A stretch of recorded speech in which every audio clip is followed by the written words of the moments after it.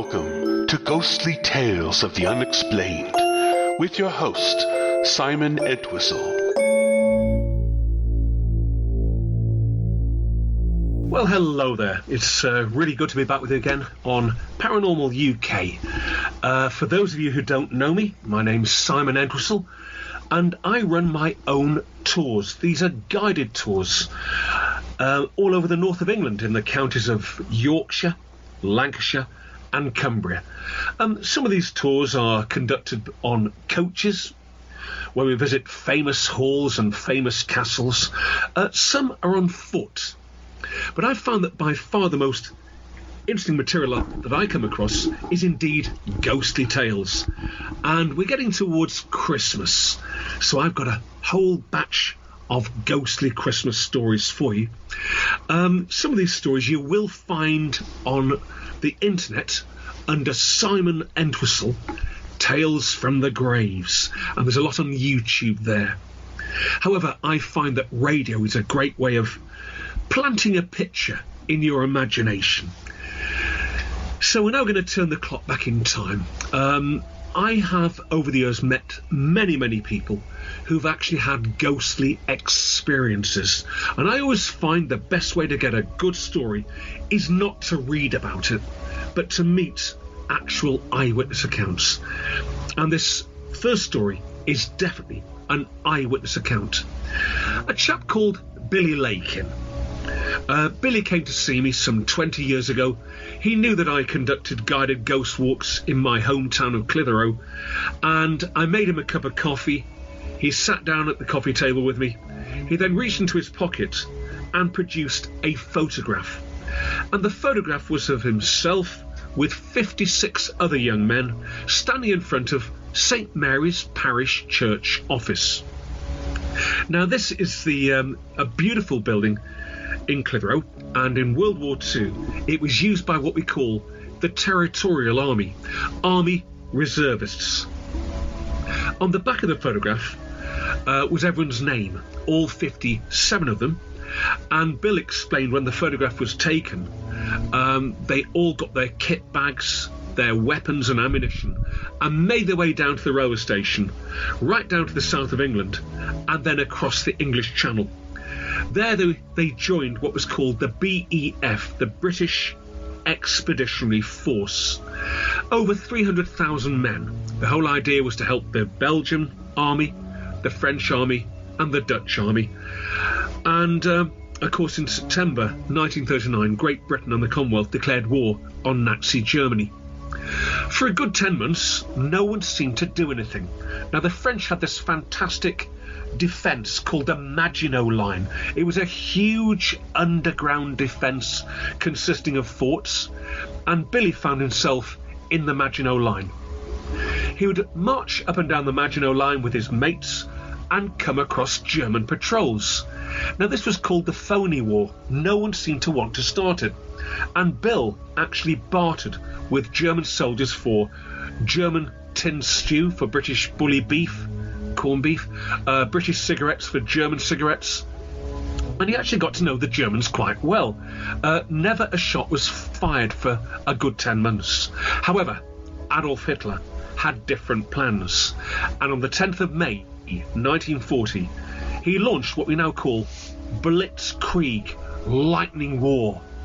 The whole idea was to advance at great speed, and in those days of course the British, the French, the Belgians and indeed other world armies had never seen anything like it.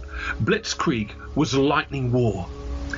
Bill was in the Maginot Line with his mates waiting for the attack, but the Germans thought, there's no way we'll get through the Maginot Line, let's go round the back of it. And that's exactly what they did do. When they burst through the Ardennes forest behind the Maginot Line, there was absolute mayhem. The British, the French, the Belgians and the Dutch started to run because they'd seen nothing like it. The German equipment was by far superior. They had the best tanks, the best infantry equipment and highly trained German troops. Highly trained. Bill was told by his commanding officer, right boys, leave your kit, we're going straight to Dunkirk. Now Dunkirk is a coastal port in northern France, and the British army found themselves marching towards it, with the German army hot on their tail. When they got to Dunkirk, Bill was absolutely exhausted. He'd worn the leather off his boots. He was limping quite badly and also shattered. He'd had no hot food for 4 days and 4 nights. And when he got to the sand dunes on the beaches of Dunkirk, he took his tin helmet off and used it as a shovel to make a small slit trench, which he climbed into and fell into a deep sleep. He was rudely awakened some 5 hours later by one of his mates and informed that whilst he'd been sleeping, the German Air Force, the Luftwaffe, had been strafing the beaches. Their commanding officer then came along and said, "Right, boys, it's our turn to be evacuated. Over in Dover, the Royal Navy have organised an evacuation called Operation Dynamo. They're going to bring the entire army across the English Channel and back home, straight from the jaws of certain death." They made their way down to the beach. They had to keep their rifles above their heads to stop the salt water from getting into the rifles and the machine guns and the other equipment they had. But as Bill waded into the water, a German aircraft came down the beach and opened fire. He dropped his helmet, he dropped his rifle, he dived under the water. When he came to the surface of the water, it was crimson red with the blood of his mates. He then felt a hand grab his battle-dress tunic.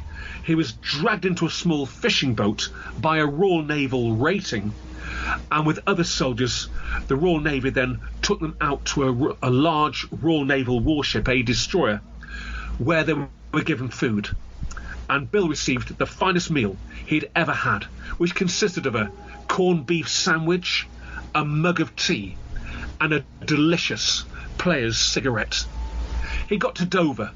As he looked around Dover, he could see thousands of rescued troops making their way to the railway station, and an officer said, "Look, we know where you've come from. You don't need a rail ticket or a rail pass. Just go back to your battalion headquarters."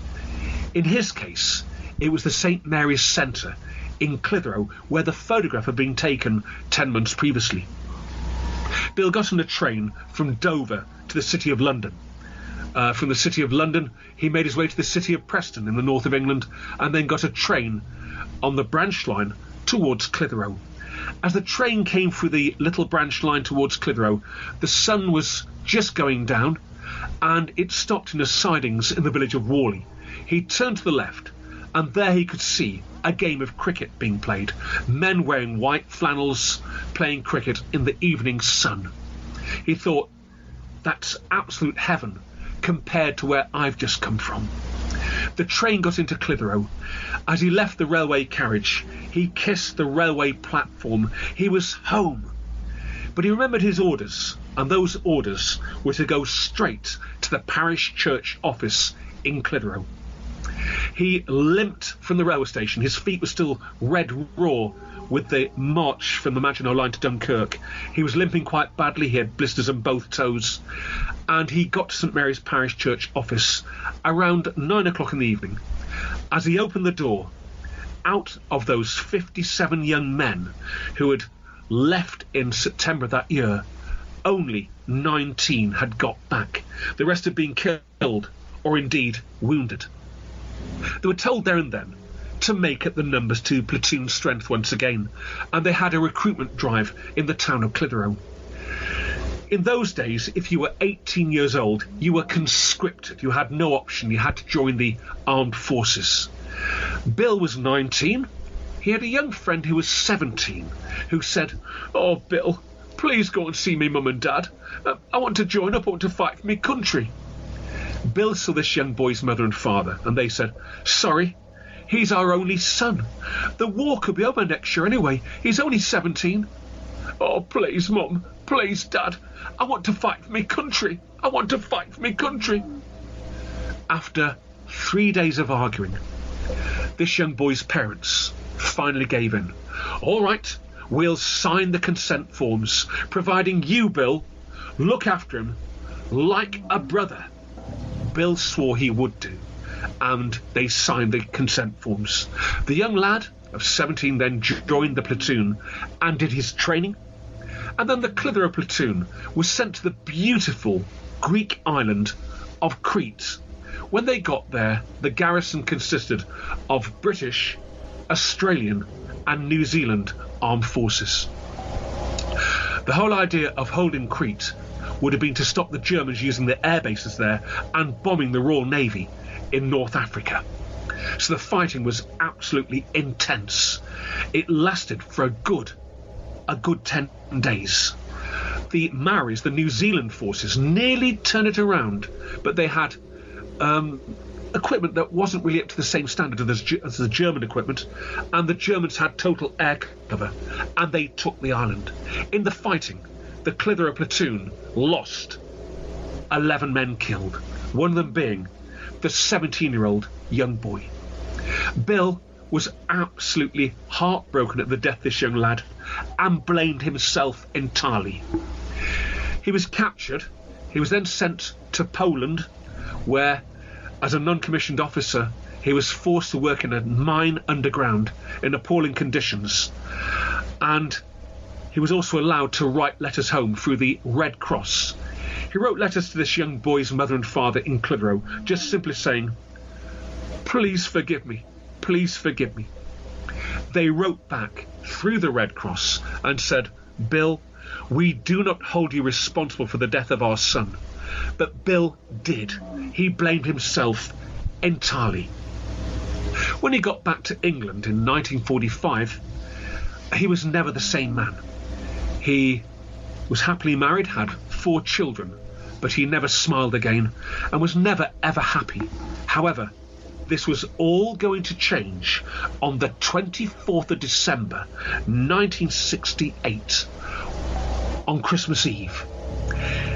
That Christmas Eve, he took his wife to watch the Clitheroe Amateur Operatic Society's Christmas play at the St Mary's Centre, the old TA Hall, the old Territorial Army Hall.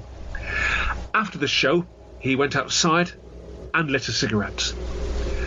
He glanced at the wall and thought of that photograph that was taken way back in 1939. He took a deep sigh and he extinguished the cigarette with his foot. He then made his way around the side of the building to walk down what we call a ginnel, a snickle way, an alleyway, with cobblestones in it. As he turned the corner, he heard 3 whispers. "Hey, Bill! Hey, Bill! Hey, Billy!" He turned round and saw the ghost of the young lad in British Army uniform. The first thing Bill noted was this young lad had not aged. He looked exactly as he had on Crete in 1941. The boy raised his ghostly arm.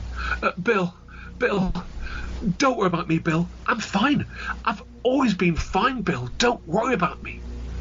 With that, Billy's knees gave way. He knelt on those cobblestones in that little ginnel, that little alleyway, and in his own words, he bellowed like a wounded animal. The tears streamed down his cheeks. He almost yelped in pain. As he looked up, the boy turned, smiled, and vaporized. Billy slowly got to his feet. He was in a state of trauma, a state of shock. As he walked home that Christmas Eve past the happy Christmas revellers, the last thing Bill felt was celebrating anything. He was deeply, deeply traumatised and deeply upset by what he'd just seen. But quite surprisingly, when he got home, he climbed into bed and had the finest night's sleep he'd had since the 1940s. He was woken up on Christmas Day by the 3 local church bells in the area: St Mary's, St James and St Peter's. He got out of bed that Christmas morning feeling a lot better than he had done in years. He made his way to the bathroom. He opened the door and caught his reflection in the shaving mirror. He looked again and again and saw a change in his facial appearance. He noted for the first time since 1941 he was actually smiling, and he felt he'd been truly forgiven for the death of this young boy on Crete in 1941. I will never forget Bill's words as he left my house that day. he turned and looked me in the eye and said, "Simon, I did not believe in ghosts until I saw one with my own eyes." I had many a good conversation with Bill. He died some 18 years ago. Because I knew him so well, I felt obliged to go to his funeral. As I sat in the pews at St. Paul's Church, the Reverend talked about his life. I then went to the interment at the local cemetery, and there were two very, very elderly gentlemen standing by the grave. I had a diplomatic word with both of them. They said, "Oh, yes, we all got captured together on Crete." I mentioned the young boy. "Oh, yes," said one of them. Bill was looking after him.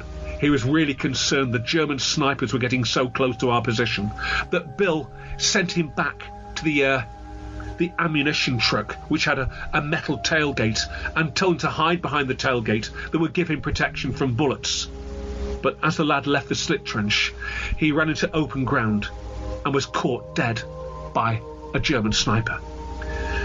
Of course, here in Great Britain, every 11th of November, we buy poppies as a way of raising money for the fallen of both world wars and Afghanistan and indeed other conflicts. And when I buy my poppy, I always think of those two lads whose only crime in life really was to be born at the wrong time of the last century. But Bill, what a lovely chap. Now, here in Great Britain, we have lots of public houses, and some of them date back to the 14th, 15th, 16th, 17th centuries. Some of them are actually Grade 1 listed buildings. We're going to go to a Victorian public house now called the De Lacy Arms, and just like the last story you've heard, it was the landlord of the De Lacy Arms that told me this story. First of all, the De Lacy Arms is in the village of Worley, near Blackburn, in East Lancashire. On that site, in 1850, stood a beautiful building called the Worley Manor House. It was a gorgeous building. I've seen sketches of it, but in 1850 it was knocked down. But what they did is they built the next building on the old foundations, and the first public house was called the Shoulder of Mutton. They put floorboards across the old foundations, and to this very day you can go to what's called the Snug Bar and put your ear to the floor and you'll hear the sound of rushing water. There is indeed a well right beneath the Snug Bar. Now, the landlord at the time that I met him was a marvellous chap of the name of Mark Hayton, and Mark ran the pub in the 1980s. He told me a most amazing story, and again, you can always tell when someone's pulling your leg. You can always tell when someone is being very honest and very truthful. And his story, just like Billy's story, came from the heart. He mentioned when he first took over the public house, he got very, very annoyed, particularly on a Saturday night when the beer pumps would run dry. He would go down to the cellar and find that someone had disconnected all the pipes from all the beer barrels. He would then have to reattach the pipes to the barrels, then go up and keep serving. But it kept happening. He thought, it's one of my staff who's playing tricks on me. So therefore, he got a lock, a padlock, and he locked the cellar and kept those keys with him all the time. One Saturday night in November 1987, all the beer pumps went dry. He was furious. Lots of people waiting to be served. So he got his key, he opened the padlock, and he went down to the cellar. He started to reattach the pipes to the barrels when he heard a humming sound that got louder and louder and louder. He then turned and saw a monk in a white habit walking straight towards him. Mark screamed in terror, as you could imagine, rushed upstairs and straight into the Snug Bar, where there were three elderly men having a drink. These men were regulars, and Mark told them what he'd just seen. One of the regulars said, "Oh, don't worry, Mark, you've just seen the Cistercian monk. He's been there since the days of Worley Abbey."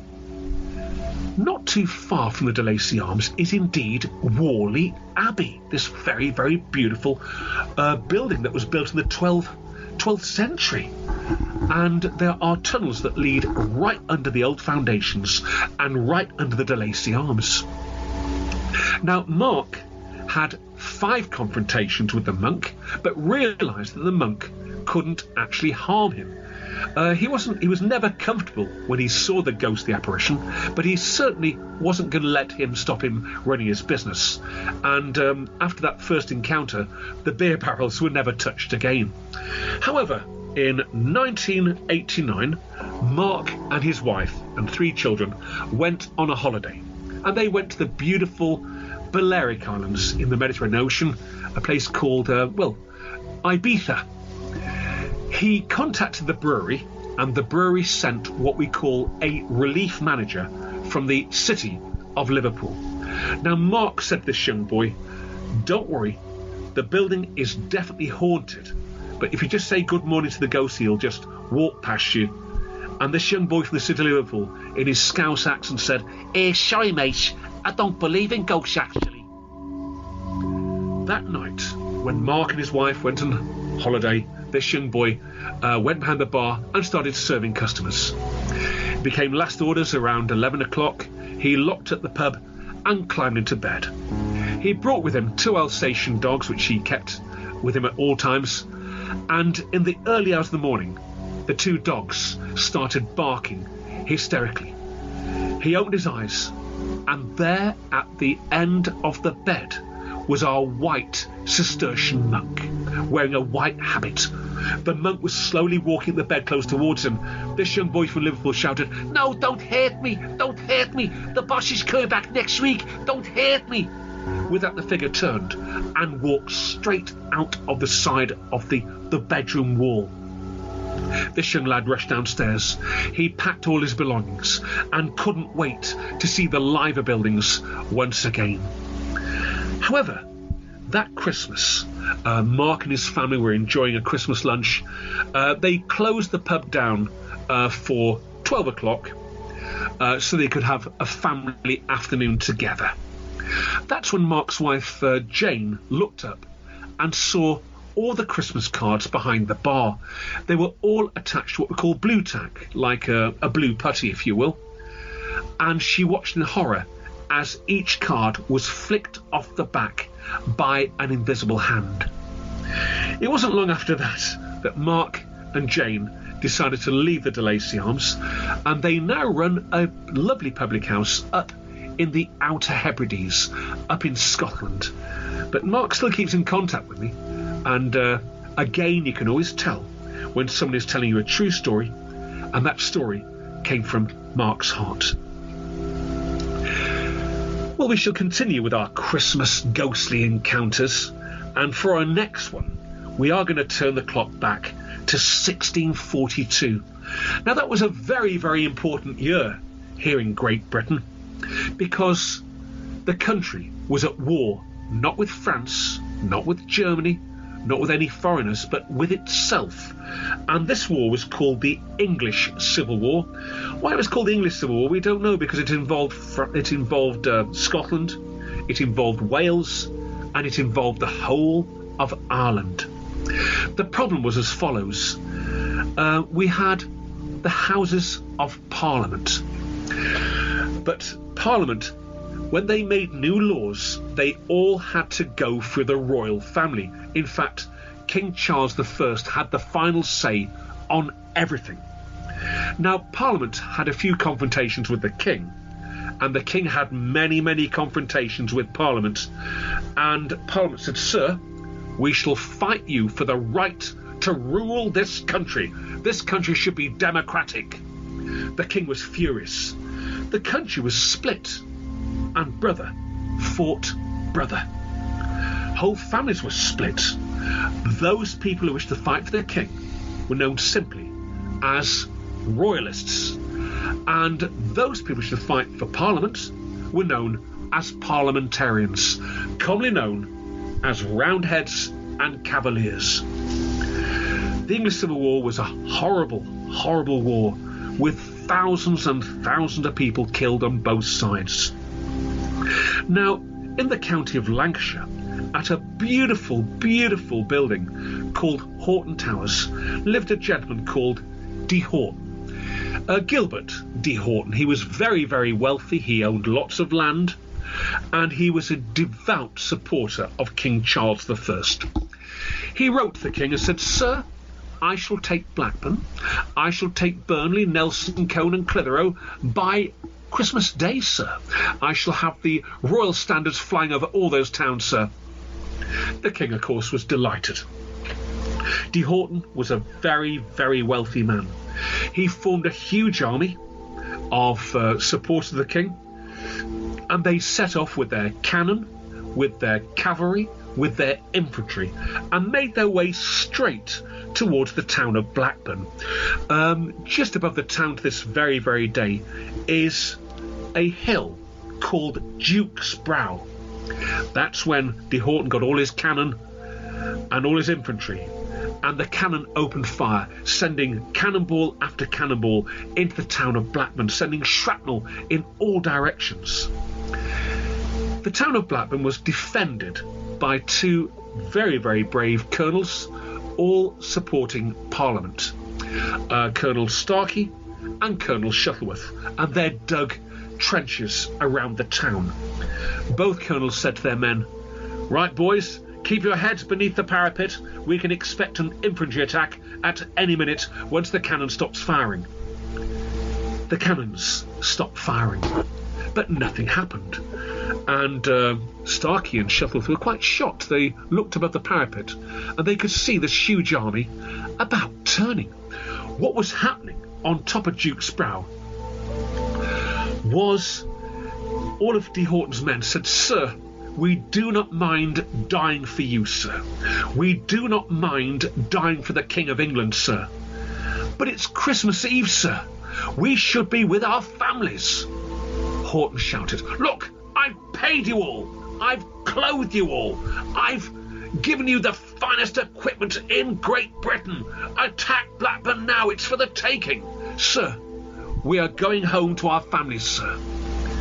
They about turned, leaving a lot of ordnance on top of Duke's Brow. Horton was absolutely horrified. However, Starkey and Shuttleworth, the two parliamentarian colonels, they could see this mayhem, and they thought, "Right, boys, let's attack the rear guard," as they make their way off the top of Duke's Brow.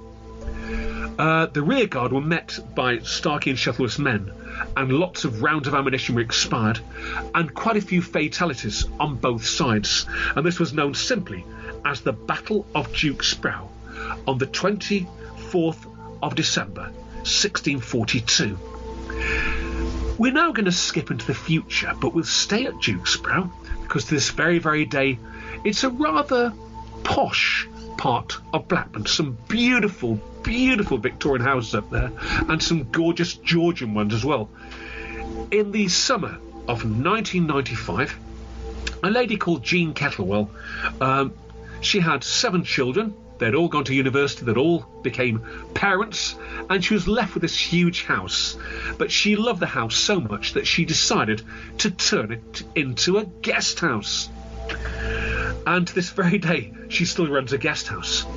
However, on this beautiful August day in 1995, she made her way into her garden. There she had a vegetable patch, and she stuck a fork into the soil to turn the soil over. After half an hour of turning the soil over, up came a cannonball, followed by a broken spur from a cavalryman, followed by some shrapnel, and indeed some musket balls. Now, she'd heard about the Battle of Duke's Brow, and obviously it must have happened in her garden, if you will. She put these items into a seed tray, and then she made her way to the kitchen and placed the seed tray full of the ordnance she'd just found by the side of the kitchen sink. The telephone rang, as it did on many occasions, with guests inquiring, and on the end of the telephone was an Australian voice. "Hello there. Have you got a room for me wife and 3 kids? We're going to come over the Savo." "Yes, of course I have," she said. "Right, we'll see you later on." The Australian family arrived. Just go to the front room. I shall make you a nice cup of tea, and then I shall show you your accommodation." The Australian family went down the corridor to the sitting room where they were waiting for their tea, and then they were shown their rooms. She put the kettle on, and she heard hysterical screaming and shouting coming from the front room. She was quite shocked as the Australian family came rushing down the corridor, actually elbowing her out of the way and into their car, reversing at great speed away from the property. She was deeply upset. She thought, "Oh no, has my cat made a mess in that front room? Has my dog made a mess in that front room?" She made way to the front room, and there she saw the settee on its side. She saw a lampshade on the floor and a painting hanging very, very awkwardly off the side of the wall. She told her husband. Husband said, "Hey, don't worry, love. Don't worry, love. Australians, very strange people." She was upset. She ran a good guest house, and she was deeply upset by what had happened. That night, she received a telephone call from Ambleside in South Cumbria. The same Australian. "So sorry about leaving your house in such a hurry." "I should think so. What was the problem?" "Hi, my wife's just got over it." "What do you mean your wife's just got over it?" "Right, I'll tell you. These soldiers came for the wall." "Soldiers?" "Oh, yeah, soldiers. Red coats, gaudy beards, feathers in the caps, right for me wife and 3 kids. Me wife's just got over it." "Well, thank you for telling me," she said. She put the phone down. It wasn't long before the local newspaper, the Lancashire Evening Telegraph, got hold of the story. And then the national press, a newspaper called the Daily Mail, also picked up on the story. And that's when 2 professors from York University arrived and sat down with her. She made them a cup of tea, and they said, "What's happened to you, my dear, is Martindale syndrome." "Martindale syndrome?" "Yes," they said. And they mentioned how way back in 1952, a plumber's mate of the name of Harry Martindale had been working in the Treasurer's house behind York Minster and come across these ghostly apparitions of Roman soldiers that had walked straight for the wall and out of the other wall where he was working. And they said he was the first person down there for quite a few years. He had a blowtorch in one hand, he had copper piping in the other, and he had somehow opened a time warp to another era and another time. And we believe that you were the first person to touch the cannonball, the broken spur, the shrapnel, and indeed the musket balls. You were the first person since 1642, and you too had opened a time warp to another era and indeed another time. Well, she was quite shocked by this, but who knows? That's what ghosts just could be, to another era and indeed another time. For our next ghostly tale, we're going to make our way to Royal Air Force, Linton-on-Ouse. In World War II, the airbase there was the home of the Royal Air Force Bomber Command, United States 8th Army Air Force bombers, Royal Canadian, Royal Australian, Royal New Zealand. And, of course, these boys would bomb the German Ruhr and German targets in the daytime and in the evening as well. But what actually happened way back on the 23rd of December, 1974, a Vulcan bomber was what we call a Delta bomber. It was capable of dropping a nuclear weapon on what we now call the Soviet Union. And it was on patrol. And it was just coming to land when the pilot heard in his headset, "S for sugar, coming in, 2 dead on board, 1 engine down." They all heard it on their headsets. The plane landed. And word spread around Royal Air Force Linton-on-Ouse that there was some ghostly goings-on at the aerodrome. Of course, every aircraft has what we call a black box, and the black box was looked at and listened to, and then an Air Commodore, quite an intelligent chap, high-ranking Royal Air Force officer said, "Right, boys, we've been looking at all the details of this broadcast. We believe that S for Sugar was a Wellington bomber. It had been in operations over Dusseldorf and had become very badly damaged. It crash-landed here way back in 1942. However, boys, we don't think this is a ghost. We believe it was indeed a radio transmission that hit a star, bounced back, and you caught it at the right time and the right place." And it was proved to actually be a radio transmission from this World War II bomber that had indeed hit a star and come back. However, another most amazing situation took place in 1949. Of course, after 1945, the NATO air forces had what we call jet fighters. The propeller-driven aircraft had all disappeared, and they were all equipped with jet engines. And the Royal Air Force and United States Air Force were heavily based in Germany, because NATO, the Allies, expected if an invasion was going to take place, it would come from the Soviet Union, and Germany would be on the front line. So both the Royal Air Force and the United States Armed Forces had air bases in Germany. Flight Lieutenant John Isherwood of number 236 Squadron was given permission to fly his Vampire jet home on Christmas Eve 1949.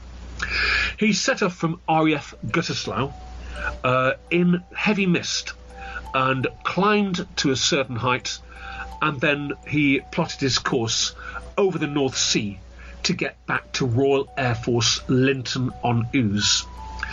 It was a terrible night, but of course navigation equipment was a lot better in 1949 than it was in World War II. But his equipment, his instruments started to malfunction, and he found himself going down in a spin. He pulled back in the stick and regained height, but visibility was terrible.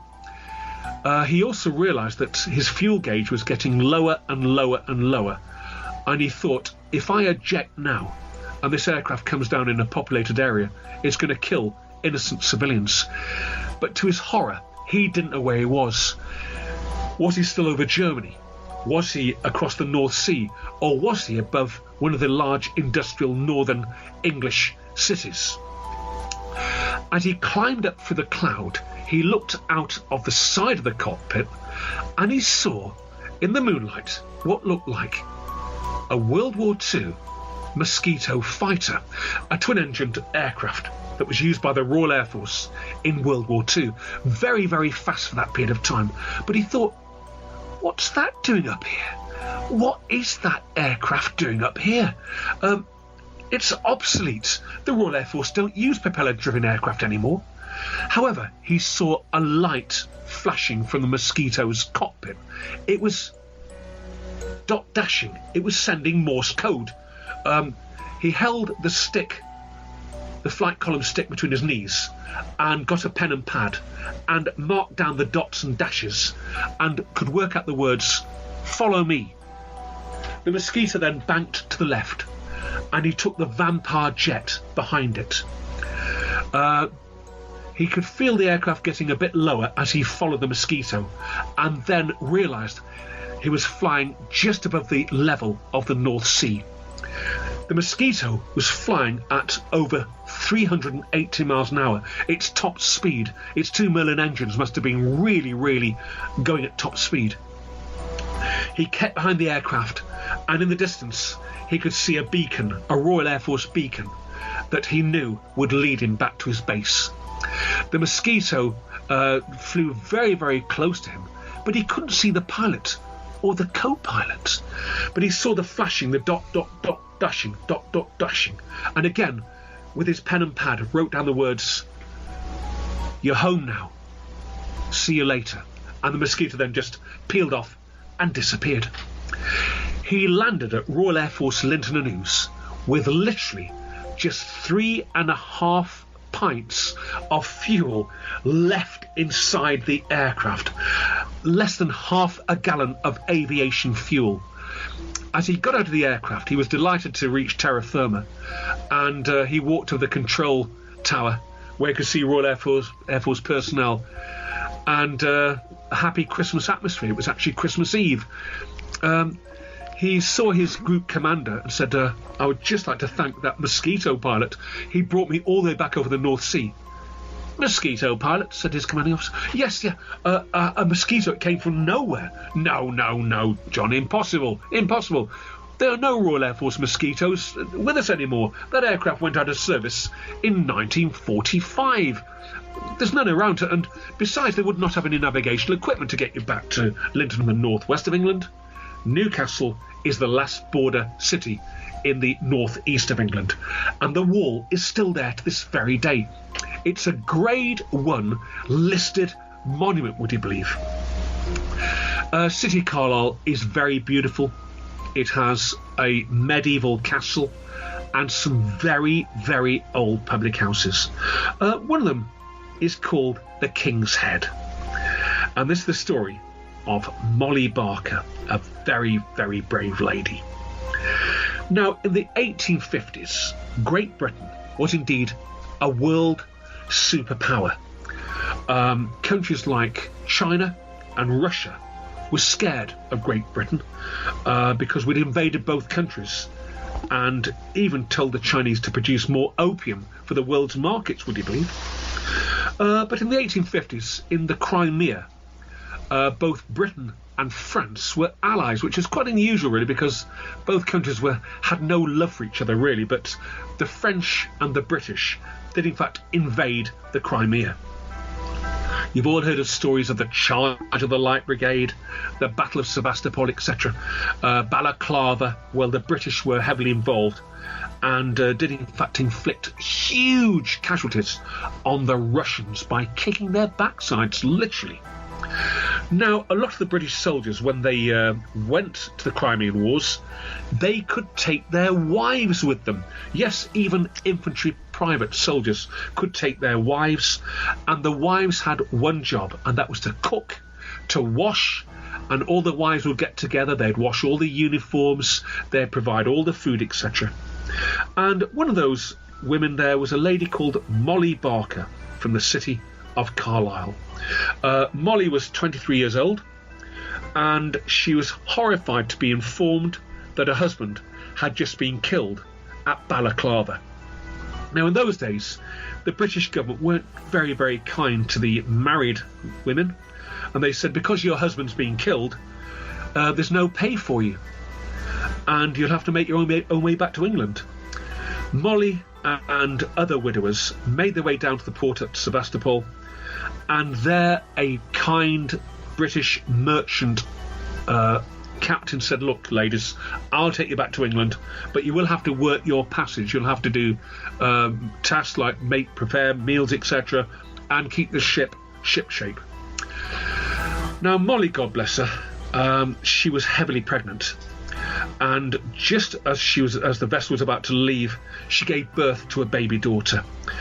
But the cold was so unbearable that the daughter died literally 2 hours later of hypothermia. The vessel then set off, made its way up towards the coast of Great Britain, when this huge storm came from nowhere, and the vessel she was on board, the Erebus, capsized on Christmas Eve, 1856, turning over, spilling everyone into the ocean. All the horses on board were put into the water.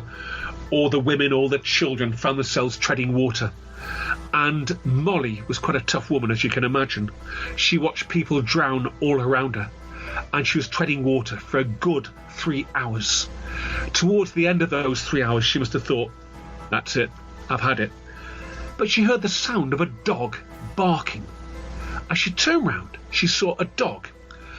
It was a sheepdog, a black and white dog, and the dog was sitting on what looked like a door off the Erebus.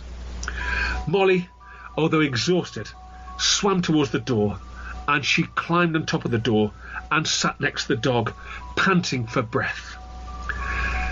Well, for 3 days, on a very, very choppy sea, no food, no water, Molly and the dog became good friends. On the fourth day, she opened her eyes and she could see land in the distance. It was the coast and the shore of Southern Ireland.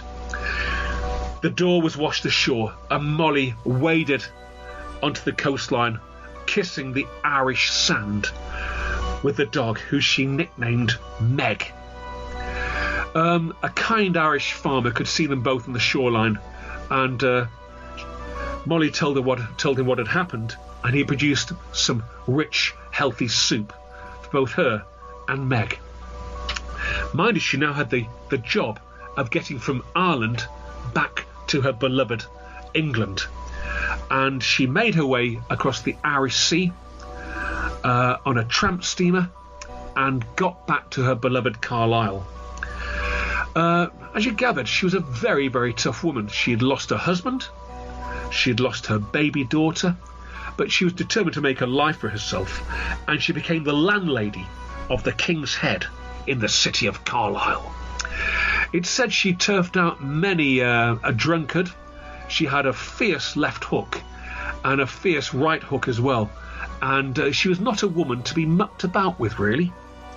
She kept that public house for 63 very long years, until her 80s. Poor Meg died at the age of 20 and was loyal to Molly for all those years. When Molly passed away, they say her ghost still haunts the old King's Head, but so does Meg, and Meg has been seen by quite a few people. I've been inside the King's Head on quite a few occasions and talked to the staff to this very day, and sometimes they've heard the sound of a dog barking when it's all quiet downstairs, and they say that Molly's ghost has been seen also in the snug bar. But an amazing story. We're going to keep on with our Christmas theme now, and we're going to go to a beautiful part of Lancashire, known simply as Ribble Valley. Now, sadly, here in Great Britain, according to the national press, we are losing 350 public houses a month. It seems the 21st century does not like the British public house, and at one time every village had their own public house. Cities and towns had many, but they are slowly disappearing. It seems that the 21st century is no friend of the public house. One such public house was called the Punch Bowl in the village of Hurst Green. Beautiful old inn, which sadly closed down 15 years ago. However, it does have a very ghostly inhabitant, a young boy from Colchester, Essex, and he was called Ned King. Ned lived in Epping Forest. He was a member of the Epping Forest Gang. Who was the Epping Forest Gang? They were indeed highwaymen, and they would hold up coaches, a bit like Robin Hood, if you will, and then disappear into the forest with all the money and all the jewels, etc. To this very day, in Epping Forest, you'll come across a cave, and it's called the Highwayman's Cave to this very day.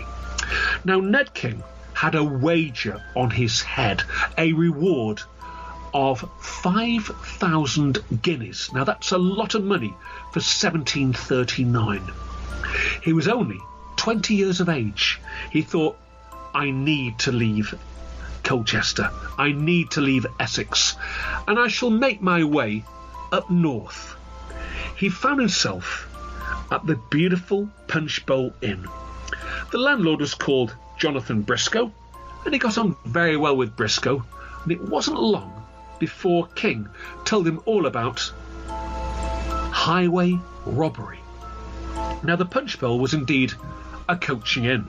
When the coaches arrived, Ned would look with great interest how much jewellery the ladies had and how much money the gentlemen had.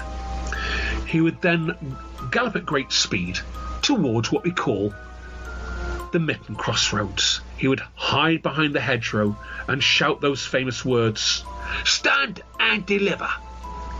Between 1739 and 1741, Ned held up no fewer than 14 coaches, netting a small fortune, Now, in those days, there was no police forces, but what we did have in England at that time were the redcoats.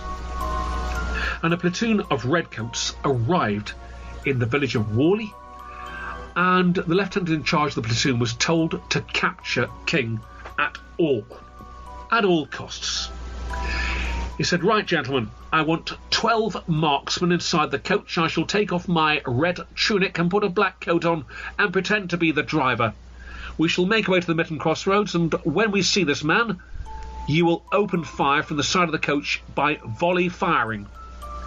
They set off towards the Mitten Crossroads. On cue, behind the hedgerow, was our friend Ned King. "Stand and deliver!" He then heard the words, "Volley, fire!" The army volley fired from the side of the coach, and King received 2 musket balls in his chest. He was deeply winded and had 2 broken ribs, but somehow staggered back in his horse and galloped back to the Punch Bowl Inn. He shouted to Briscoe, "I got the army right behind me." They had a contingency plan, and that contingency plan was to have lots of muskets and cot weapons and ammunition up in the loft above the main bar. The redcoats, the English army, surrounded the Punch Bowl, and that's when King and Briscoe opened fire on the redcoats, killing 3 of them. The battle lasted a good 3 hours. King was slowly bleeding to death with the initial attack at the crossroads, and he shouted to Briscoe, "Look, mate, I'm done for. You make a run for it. I'm done for." Briscoe rushed to the back of the building. He climbed down the drain pipe at the back of the Punch Bowl and ran across 2 fields. The army saw him. They volley fired. He was killed on the spot. The firing from the top of the hayrick stopped. The lieutenant now realised that they were unarmed. The lieutenant rushed forward, kicked open the door, rushed upstairs and found King lying in a pool of blood. He grabbed him by the shirt collar. "Right, my friend, it was my duty to take you to the city of Preston for trial for highway robbery, but you've killed 3 of my finest men. I shall deal out my own justice." He was dragged downstairs, barely breathing, dragged outside into the courtyard where there was a large beech tree. They threw a rope over the beech tree and they made a noose for King. He was dragged from his feet up into the canopy of the tree where his feet stopped twitching. They then relieved the pressure and they dug a grave for him in the side of the road, and his body is still there to this very, very day. They say when it's very, very quiet, the sound of a galloping horse can be heard galloping from the Punch Bowl up to the old Mitten Crossroads. Almost like a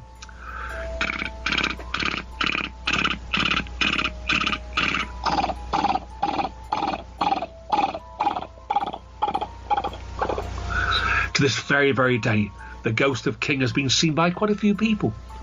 In 1975, here in the United Kingdom, we had a most unusual summer. It was a drought summer, the sort of summer that England had never experienced before.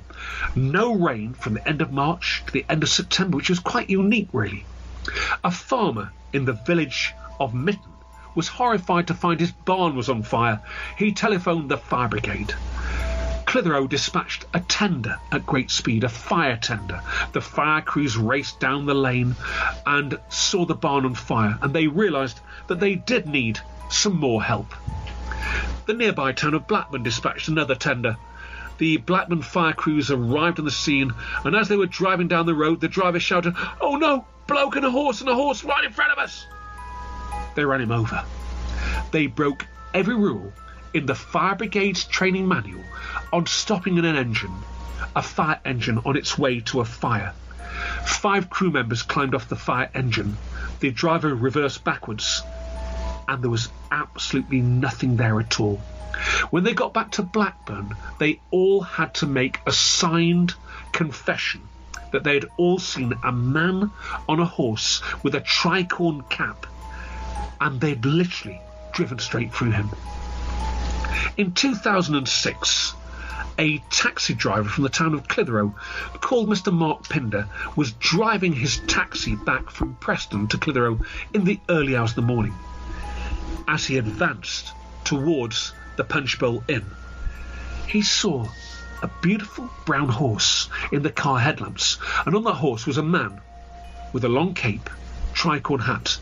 The horse turned to look at him and galloped towards the taxi.